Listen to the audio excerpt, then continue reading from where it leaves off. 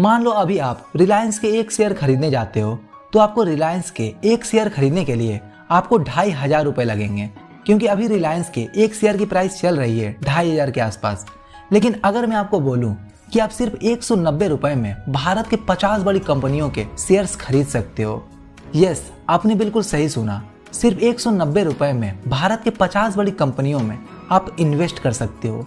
लेकिन कैसे? आप ये कैसे कर सकते हो? आप ये कर सकते हो ETF के थ्रू। तो ETF क्या है, ये कितने तरह के होते हैं और इसके क्या क्या फायदे हैं और आप ETF में कैसे इन्वेस्ट कर सकते हो, मैं इसे आपको लाइव खरीद के दिखाऊंगा। तो ये सारी चीजें आज आपको इस वीडियो में पता चलने वाला है। अगर आप बिगिनर हो, आपको ETF के बारे में कुछ भी नहीं पता, तब भी आपको बहुत आसानी से ये वीडियो समझ में आ जाएगी। तो इसलिए वीडियो को एंड तक जरूर देखना। सबसे पहले थोड़ा जान लेते हैं म्यूचुअल फंड के बारे में, तब आपको आसानी होगी ETF को समझने में। तो म्यूचुअल फंड में जनरली क्या होता है कि एक AMC कंपनी यानी एसेट मैनेजमेंट कंपनी एक पढ़े लिखे लोगों की, एक्सपर्ट्स लोगों की टीम बैठाती है और बहुत सारे लोगों से पैसे ले करके जो एक्सपर्ट्स होते हैं वो अपने हिसाब से जो उन्हें अच्छी कंपनी लगती है उनमें इन्वेस्ट करते हैं।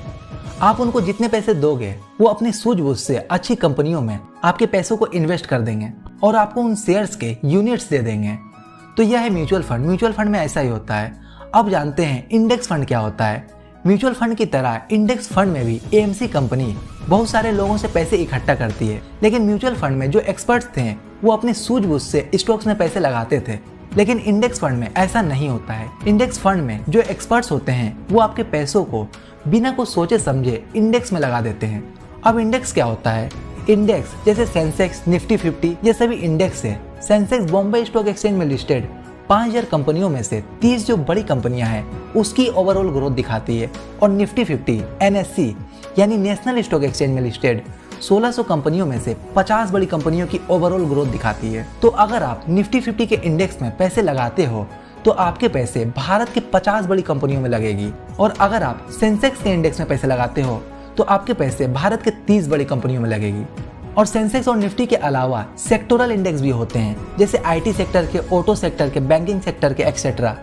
अगर आप चाहते हो कि नहीं आपके पैसे निफ्टी 50 के इंडेक्स में ना लगे, आप चाहते हो कि आपके पैसे सिर्फ IT कंपनीज में लगे, टेक्नोलॉजी कंपनीज में लगे, तो आप IT सेक्टर के इंडेक्स में भी पैसे लगा सकते हो।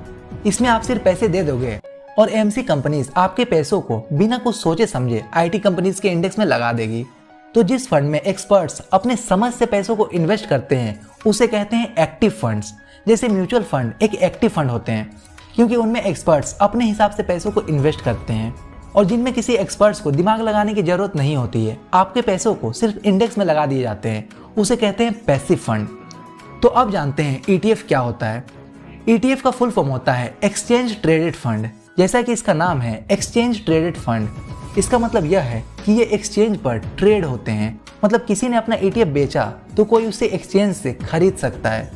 जिस तरीके से आप स्टॉक एक्सचेंज से शेयर बाय करते हो और सेल करते हो, उसी तरीके से ETF भी बाय और सेल होते हैं। ETF भी एक पैसिव फंड होते हैं, इनमें भी पैसे इंडेक्स में लगते हैं। तो इंडेक्स फंड में भी पैसे इंडेक्स में लगते हैं और ETF में भी पैसे इंडेक्स में लगते हैं। तो इंडेक्स फंड और ETF में डिफरेंस क्या हुआ? डिफरेंस है, अभी मैं जो आपको बताऊंगा उसे आप ध्यान से समझना। जिस तरीके से किसी कंपनी को अपने बिजनेस को एक्सपेंड करने के लिए बहुत सारे पैसों की जरूरत होती है, जैसे 1000 करोड़ रुपए की जरूरत होती है, तो वह कंपनी 1000 करोड़ की IPO लाती है। तो उस समय IPO के समय जब आप उनके शेयर्स खरीदते हो तब आप सीधे कंपनी से शेयर्स खरीदते हो, मगर जब उनके सारे शेयर्स बिक जाते हैं, जब कंपनी को जितने पैसे की जरूरत होती है उनको उतने पैसे मिल जाते हैं, उसके बाद जब आप शेयर खरीदते हो, उसके बाद आप कंपनी से नहीं बल्कि एक्सचेंज से खरीदते हो। एक्सचेंज जहां पर सेलर से शेयर ले करके बायर तक पहुंचाने का काम होता है, उसे एक्सचेंज कहते हैं। उसी तरह कोई म्यूचुअल फंड कंपनी या AMC कंपनी 500 करोड़ के या 1000 करोड़ के किसी इंडेक्स फंड के जैसे निफ्टी 50 के 50 कंपनियों के शेयर्स पहले ही खरीद लेते हैं। निफ्टी 50 में 50 कंपनियों में जिनका जितना वेटेज है उस हिसाब से यह म्यूचुअल फंड कंपनीज पहले ही उनके शेयर्स खरीद लेते हैं और उसके बाद इसका पब्लिक इशू लाते हैं कि हमने 500 करोड़ के निफ्टी 50 का ETF लाया है, आप उसे खरीद सकते हो। तो कोई म्यूचुअल फंड कंपनीज पहली बार कोई ETF लॉन्च करती है, उसे कहते हैं NFO। जिस तरीके से कंपनीज अपने शेयर्स को बेचने के लिए IPO लाती है, उसी तरीके से म्यूचुअल फंड कंपनीज अपने ETF को बेचने के लिए NFO लाती है। NFO यानी न्यू फंड ऑफर। तो जब आप NFO के समय ETF खरीदते हो तो आप सीधे म्यूचुअल फंड कंपनी से खरीदते हो, मगर जब उनके सारे ETF बिक जाते हैं उसके बाद जब आप ETF खरीदते हो तब आप म्यूचुअल फंड कंपनी से नहीं बल्कि एक्सचेंज से ETF खरीदते हो। ETF भी शेयर की तरह होते हैं। जब आप कोई ETF खरीदते हो तो वह शेयर की तरह ही आपके डीमेट अकाउंट में दिखते हैं। अगर कोई निफ्टी 50 का ETF है तो आपके पैसे निफ्टी 50 के 50 कंपनियों में लगेंगे। अगर वह सेंसेक्स के ETF है तो आपके पैसे भारत के 30 बड़ी कंपनियों में लगेंगे। और अगर वह किसी सेक्टर के ETF है तो आपके पैसे सेक्टरल इंडेक्स में लगेंगे, जैसे IT सेक्टर के इंडेक्स में, ऑटो सेक्टर के इंडेक्स में, इन सभी में। ETF ब्रॉडली 3 तरह के होते हैं: इक्विटी ETF, डेब्ट ETF and commodity ETF। Equity ETF में आपके पैसे स्टॉक्स में लगते हैं, शेयर्स में लगते हैं। डेब्ट ETF में आपके पैसे गवर्नमेंट बॉन्ड या प्राइवेट बॉन्ड में लगते हैं। और कमोडिटी ETF में आपके पैसे गोल्ड, सिल्वर, ऑयल या कोई और कमोडिटीज में लगते हैं। ETF का पहला जो एडवांटेज है कि आप एक छोटे अमाउंट से भी ETF को बाय कर सकते हो। दूसरा एडवांटेज यह है कि आपको डाइवर्सिफिकेशन मिलता है, यानी आपके पैसे अलग अलग कंपनियों में लगती है, जिससे आपके पैसे डूबने के बहुत कम चांसेस होते हैं। ETF का तीसरा एडवांटेज यह है कि इसका एक्सपेंस रेशियो काफी कम होते हैं म्यूचुअल फंड की तुलना में। म्यूचुअल फंड में जहां एक्सपेंस रेशियो 1 से 2% तक होते हैं, वहीं ETF में एक्सपेंस रेशियो सिर्फ 0.05% ही होते हैं। ETF का फोर्थ एडवांटेज यह है कि आपने जिस इंडेक्स से ETF में इन्वेस्ट किया है आपको उतने रिटर्न मिलेंगे।